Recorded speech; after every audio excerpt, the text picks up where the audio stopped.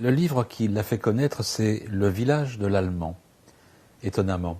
Mais il n'est pas allemand, il est algérien. Et c'est un écrivain français, puisqu'on habite sa langue. Bonjour, Boualem Sansal. Bonjour. Alors, écrivain français? Je suis classé comme tel. Un auteur, quelle que soit sa nationalité, s'il écrit en français et publié en France, son roman est considéré comme français. Et donc l'auteur est considéré comme français. On ajoute francophone, hein, quelquefois. Et Boualem Sansal, il se voit comment? Il se voit écrivain français, écrivain de langue française, ou écrivain algérien, écrivain en français? Je me vois tout ça à la fois. Hein. Je veux dire je suis un être multiple. Je suis algérien francophone, ça c'est évident. Écrivain, c'est tout nouveau, hein, ça fait 20 ans. Francophone et à la fois français, parce qu'il me semble que ma littérature, par certains côtés, est réellement française, quoi. Alors, vous nous dites que vous êtes reconnu dans la rue en Allemagne, fêté. Est-ce que c'est aussi le cas dans le pays de votre naissance, le pays où vous habitez toujours, l'Algérie? Est-ce que vous êtes reconnu dans la rue et fêté? Alors, il y a eu plusieurs phases. Hein. Première phase, c'est... Le Serment des barbares a eu un énorme succès en Algérie. Il coïncidait avec l'arrivée de Bouteflika au pouvoir, c'est important ça. Bouteflika est arrivé, il a tenu un discours qui a immédiatement enthousiasmé les Algériens. Ils voyaient venir la paix, la démocratie, etc. Et donc, et le livre est sorti dans un contexte presque une sorte de bien-être, de bonheur, et le roman était très bien reçu. Et j'ai été fêté, invité partout, à la télé, à la radio, à longueur de journée. Ça devenait, les Algériens sont un peu envahissants, donc j'étais quasiment Méditerranéen, comme tous les Méditerranéens. Donc j'ai été capté dans ce truc-là. Et puis, 2-3 années après, les gens ont commencé à lire le livre. Il y a un contenu. Parce que là, ils voyaient en moi quelqu'un qui, dans ce contexte amené par Bouteflika, il y a la parole libérée, le truc. Puis le succès que j'avais eu en France avec ce livre, évidemment, ça a été ressenti comme une fierté. Et donc j'étais une sorte de petit héros national pendant quelque temps. Et quand les gens ont lu le livre, ça a commencé à grincer des dents un peu partout.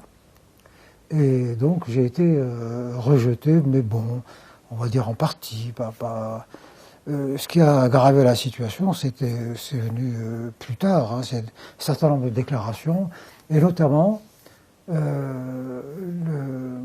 ce petit pamphlet que j'ai écrit, qui a pour titre Poste restante Alger, lettre de colère et d'espoir à mes compatriotes, en 2006, voilà. 7 ans plus tard. Et là, je leur ai servi des choses qui leur ont fait très mal aux dents. Et donc, je suis devenu un peu, le traître à l'islam, le traître à la révolution, l'agent du Mossad, etc., etc.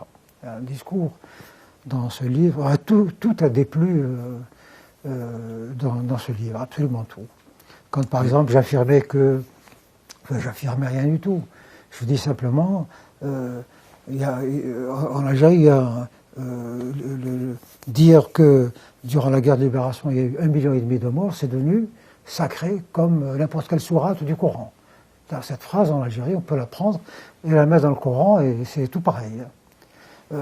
Dans ce pamphlet, j'ai dit, il faudrait peut-être en discuter. Peut-être il y a eu 1,5 million et un. Peut-être 1,4 million et qu'elle passe 1,5 million. Vous ne seriez pas un peu révisionniste, un peu, non? Alors voilà, c'était ça, révisionniste. En fait, les Algériens savent très bien comment ce chiffre a été inventé.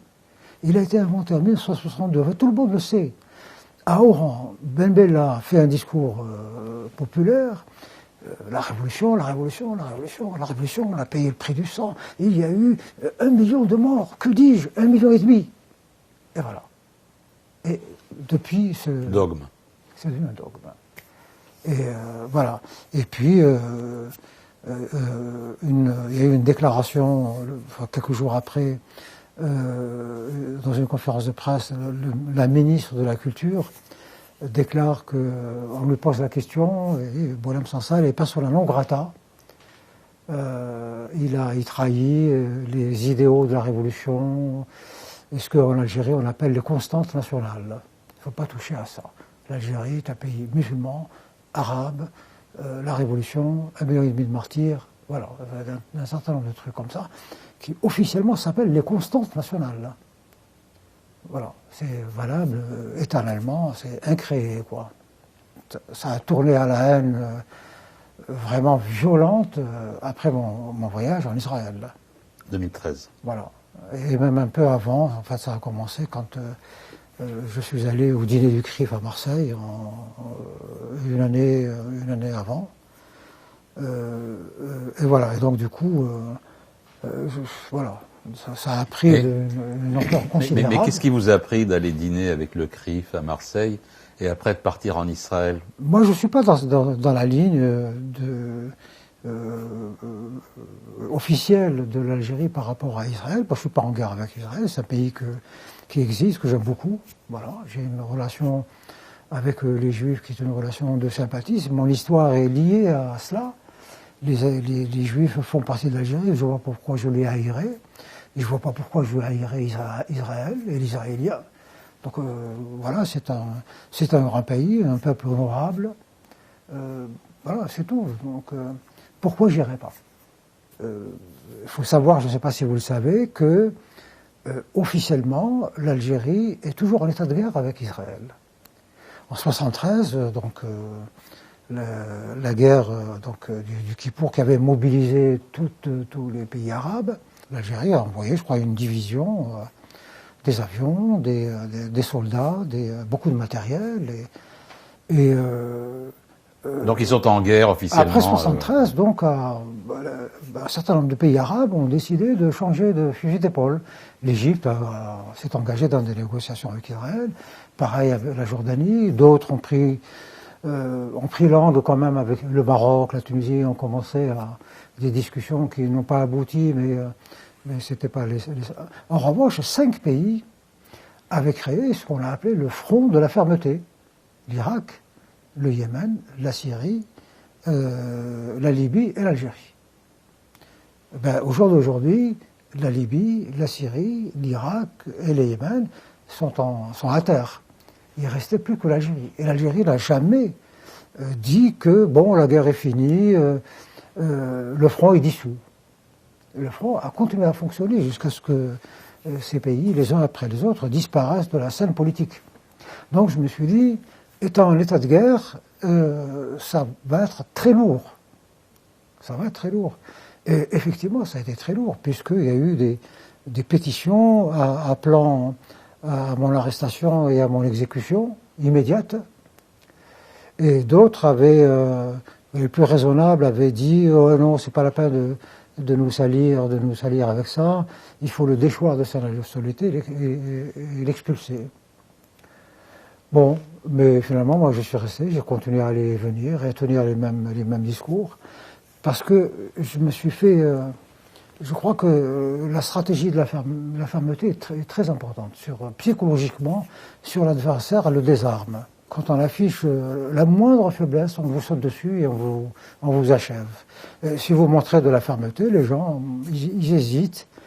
Et il suffit qu'ils hésitent une seconde pour que la machine commence à s'inverser.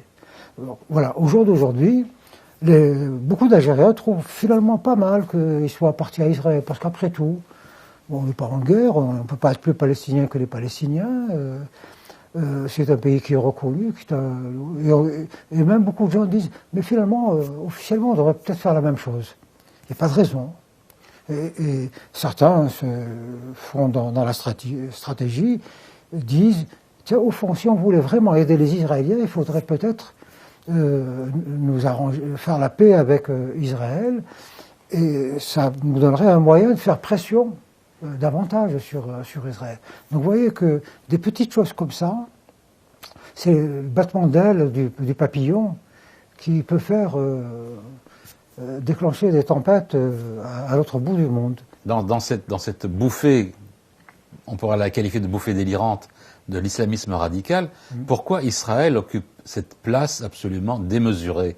Pourquoi cette haine inextinguible, semble-t-il, pour Israël et pour les Juifs? Mais parce que la haine a besoin d'un point de fixation.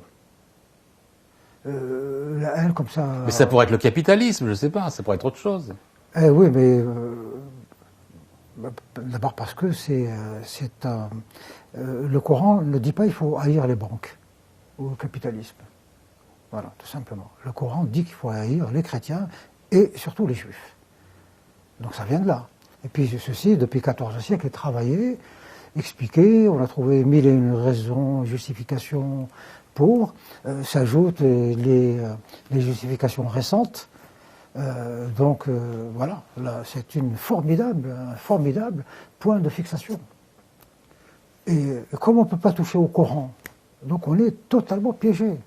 Comment expliquer aux gens comment les aider à sortir de cela?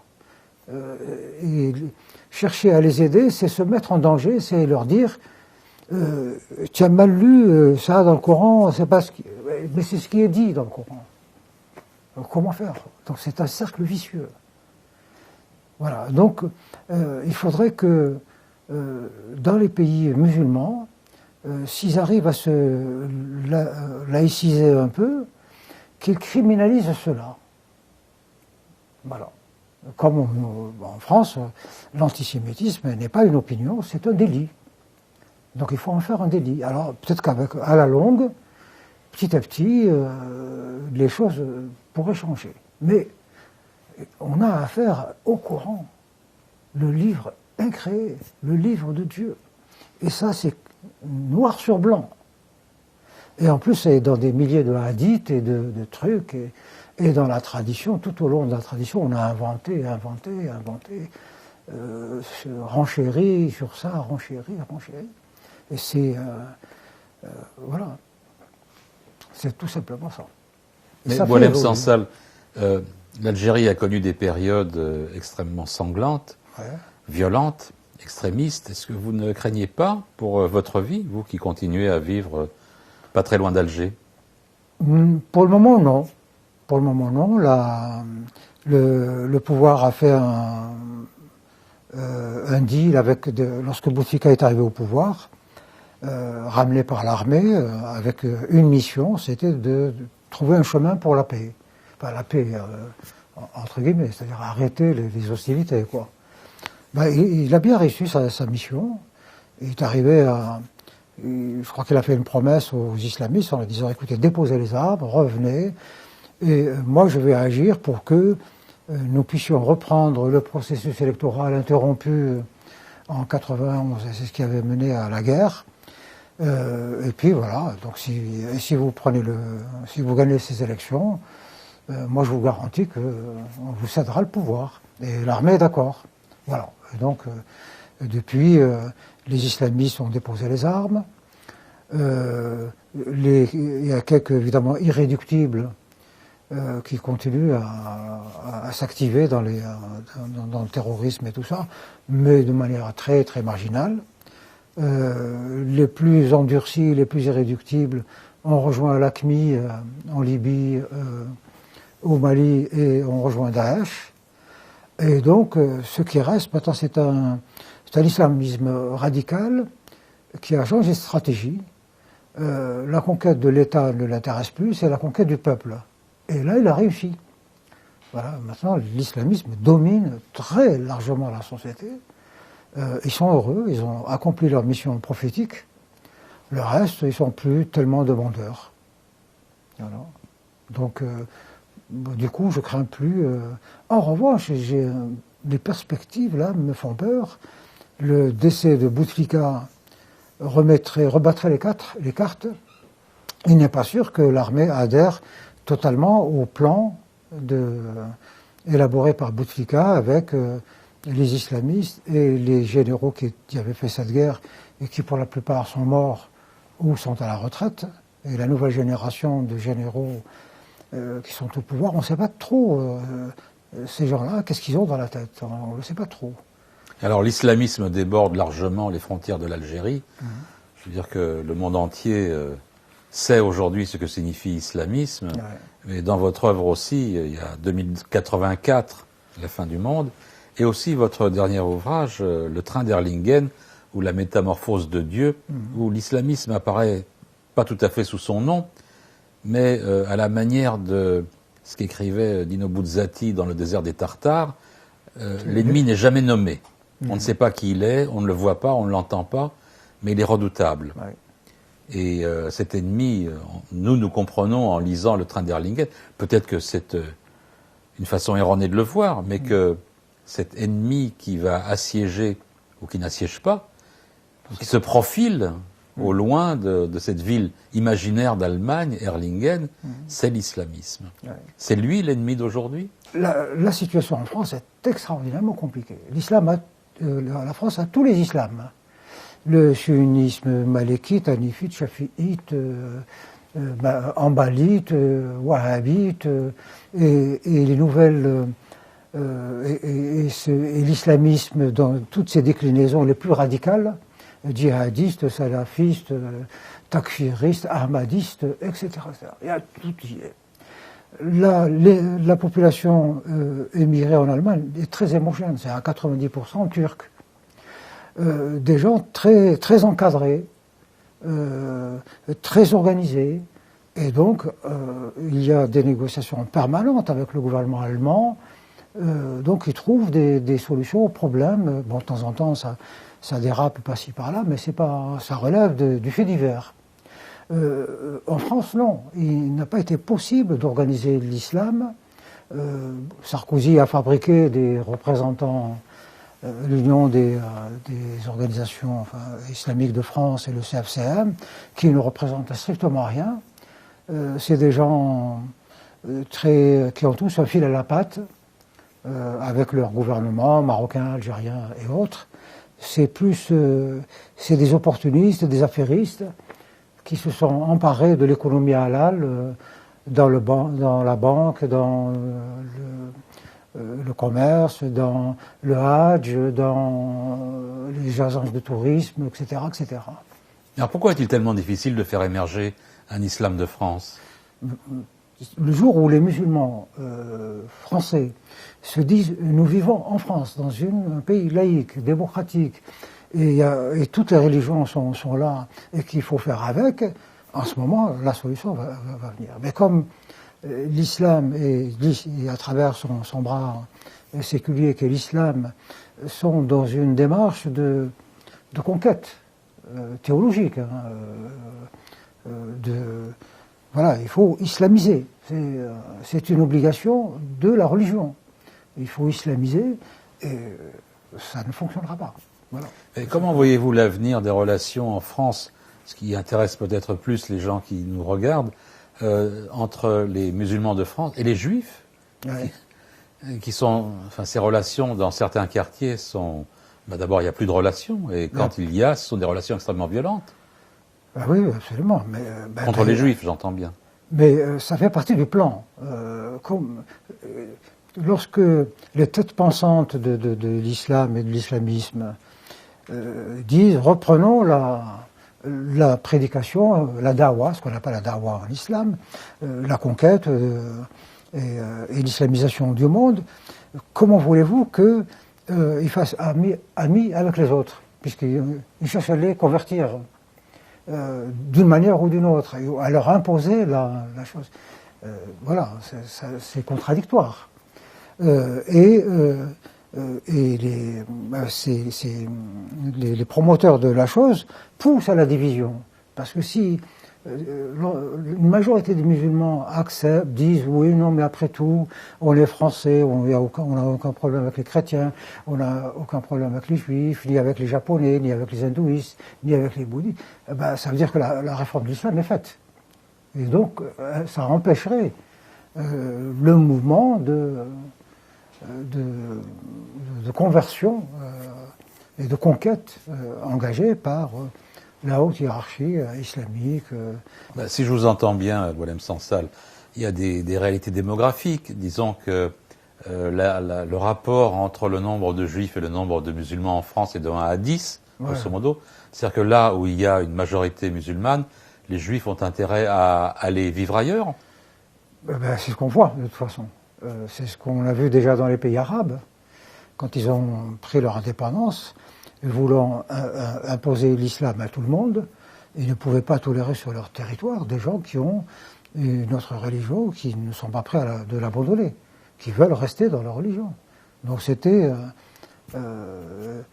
comme en 62 en Algérie, le slogan c'était la valise ou le cercueil. Ou le cercueil. Voilà, et alors, la conversion, quoi. C'est-à-dire que vous vous convertissez, ou vous coulez dans le statut de dhimmi, vous vous rendez invisible. Beaucoup de Juifs sont restés en Algérie, et j'y sont, moi j'en connais beaucoup, hein.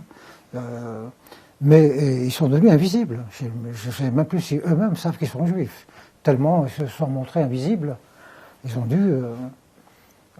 restés pour des raisons personnelles, affectives peut-être.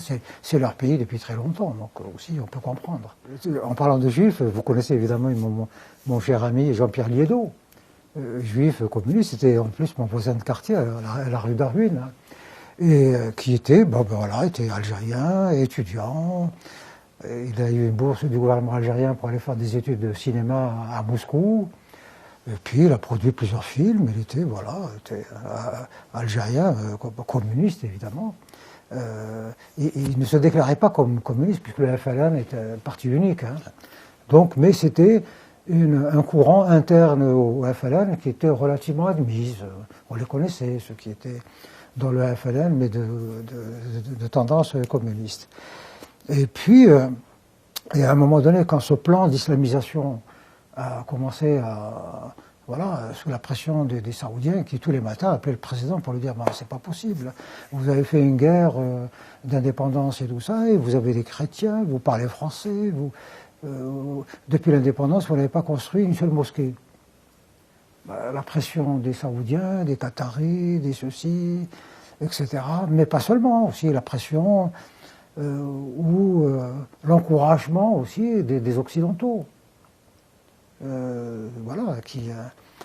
Qui trouvaient ça à peu près tout à fait normal, là, quoi.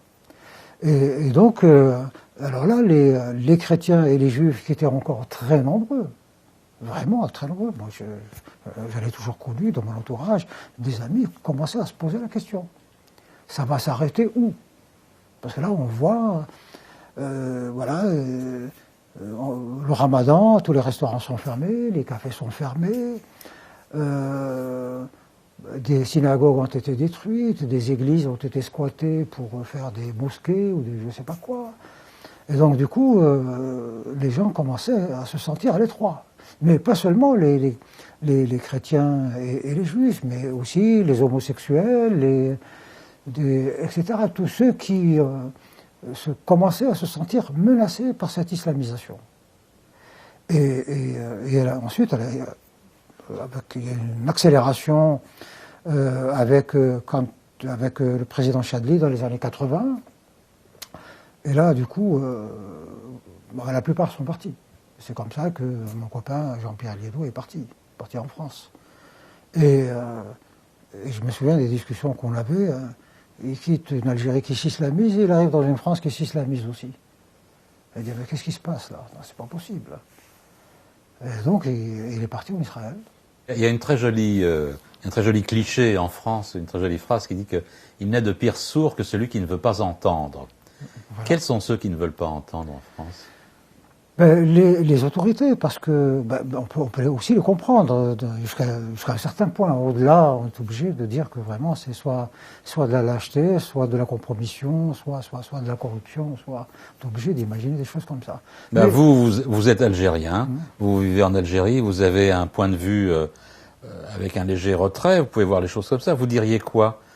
Lâcheté, compromission?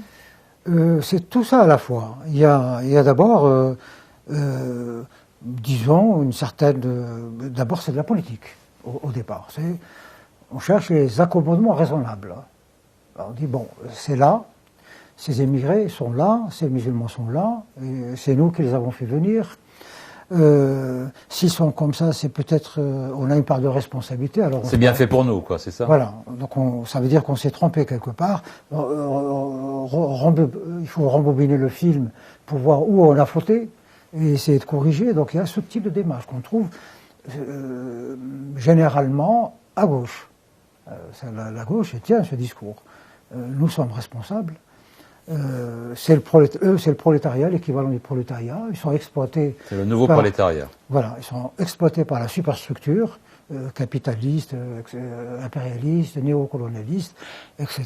Donc, cherchons où nous avons fauté et corrigeons, et puis obtenons le pardon pour les avoir mis dans cette situation. Voilà.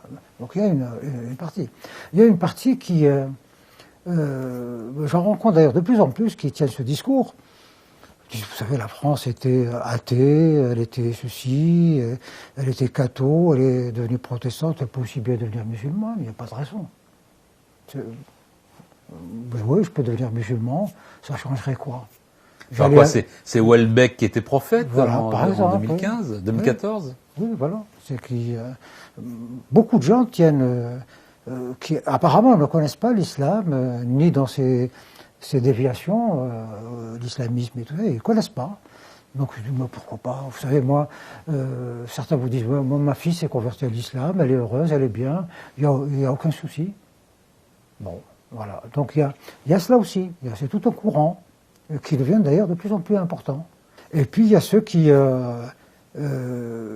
sont dans une démarche qui finalement favorise, c'est dire, bon, il faut vite les ramasser toutes et les jeter à la mer.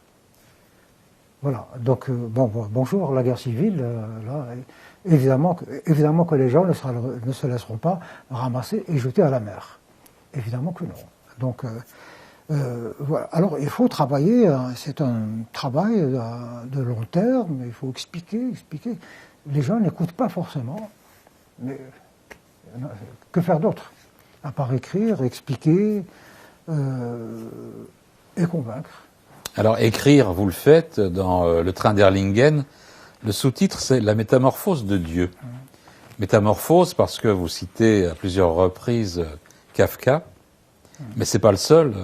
Dans votre incipit, vous parlez d'un auteur que les Français, que les francophones connaissent très peu, c'est Henri David Thoreau. Ouais. Pourquoi avoir ressorti ce chantre de l'individualisme du 19e siècle américain, totalement inconnu ici? Je sais pas, moi j'ai découvert il y a une trentaine d'années, comme ça, chez un bouquiniste, j'ai trouvé ça, désobéissance civile. Ça m'a attiré tout de suite parce que nous sommes en Algérie, nous sommes gouvernés par un système, une dictature, donc le KGB partout. Et voilà, on est espionné, on est surveillé, on est écrasé, on n'a aucun droit. Donc, quand on est jeune étudiant, on porte en soi la révolte. Quand on voit un titre pareil, on ne peut pas ne pas l'acheter, quoi. Et la lecture de ce livre a été vraiment, pour moi, vraiment quelque chose d'important, quoi. Je crois que ce jour-là, ça m'a mis les synapses dans un certain ordre, qui fait qu'à partir de là, je suis devenu pas un rebelle, mais quelqu'un qui conteste, qui de toute façon qui veut faire sa vie seul, pas dans un système qui me nie. Voilà, je veux tout simplement, voilà, il me nie, donc je veux pas faire rien à faire avec lui, quoi. Alors dans votre livre Le Train d'Erlingen, il y a un personnage qui est doublement imaginaire, puisqu'il est imaginé par un personnage imaginaire qui dit que la prière, prier Dieu, c'est un signe de faiblesse intense, puisque ça veut dire qu'on n'a aucune confiance en soi et qu'on ne laisse pas de place pour soi-même. Oui, enfin, je sais pas, la religion c'est compliqué. Hein.